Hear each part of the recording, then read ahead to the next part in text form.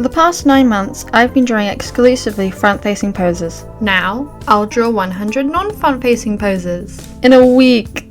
You'd think that I'd have learnt my lesson from drawing 100 hands in a week, but clearly not. The first few poses really reflected my lack of practice. I have been doing the daily pose feature somewhat consistently, but it clearly hasn't made much difference in the grand scheme of things. However, I do think that my poses generally improved a lot in the first few studies. Comparing pose 5 and 11, for example, there is an obvious improvement in the proportions. I found that my ability to observe the poses correctly generally fluctuated depending on the pose and if I had taken a break. After taking a drawing break of any length, I found that my skills would notably regress. The final pose here, pose 20, is much better than pose 21 here, which started on the next day.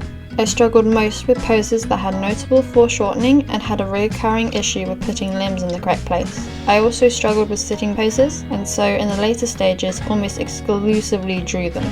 I also especially struggled with torsos. This is something that I always have issues with, so I'm not particularly surprised by it. However, it did mean that if the torso was wrong, almost everything else would be wrong.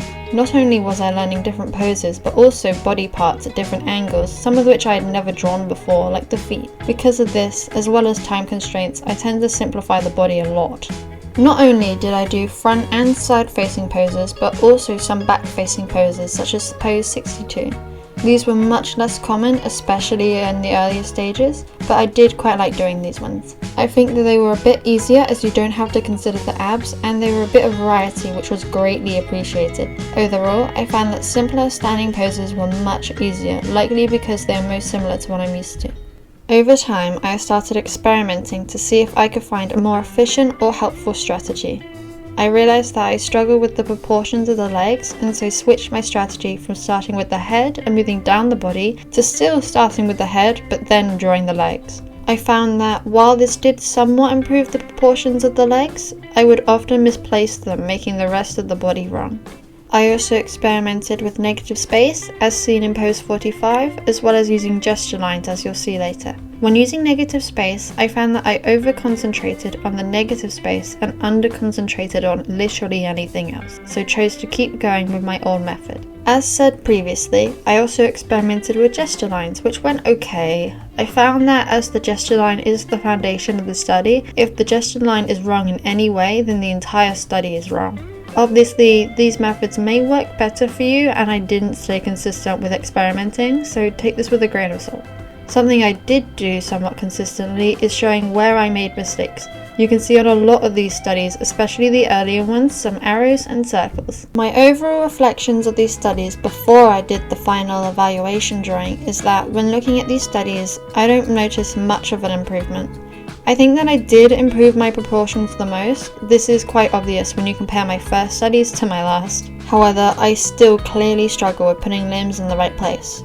You can see movements in the limbs of every drawing. Some drawings had this issue more than others, but it's still an apparent issue. I think that if I had consistently traced the reference throughout this exercise and then drew the study next to it, there may have been more noticeable improvement. This is something that I did when doing studies on IBIS Paint, but I never did this when starting on Clip Studio Paint. One thing I did improve, however, is speed. I intended on having a 2 songs per pose rule, which wasn't possible when the challenge started. By the end of the challenge, however, I could do this consistently. Previously, I mentioned that I had relied on simplifying the body into shapes. In hindsight, I feel that I relied too much on simplification of shapes like feet. Because of this, I still can't draw them when this could have been an opportunity to learn how to draw them properly in multiple angles. Though this would have meant the challenge would take much longer to do, it still would have been beneficial to my overall drawing journey. After all of the studies, I made this final no reference drawing to evaluate if all of this was worth it. Ignoring the hands and feet anatomy, seriously, what is going on with the toes? I think that this pose is fine. It's not too complex, but it still has some of the things that I struggled a lot with during the studies. Specifically, it has hidden limbs, in this case the thighs are hidden, and it's a sitting pose. I think I should have moved this leg's angle to be slightly less steep and more forward. It also looks like the foot is in a different angle to the other one, which just is not right. Otherwise, I'm quite happy with the top of the body. I'm not too surprised by this, as I always struggled more with the legs than anything else in the body. Overall, I think that this challenge was helpful to an extent. I think that I still obviously struggle with the poses, but I'm better at evaluating what specifically is wrong with the pose even when no reference is used. However, I do think that I could have benefited more by studying something else, such as the feet or more hand practice at this time.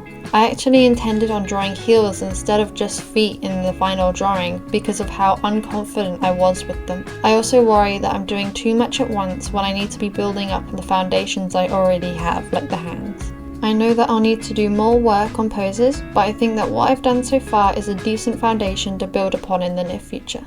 Comparing my older poses to my studies and final pose, there is clearly a drastic improvement. Previously, I would only draw front-facing poses, while now I'm much more willing to try new, more complex poses. One of the only times I ever tried to draw a different pose was this drawing.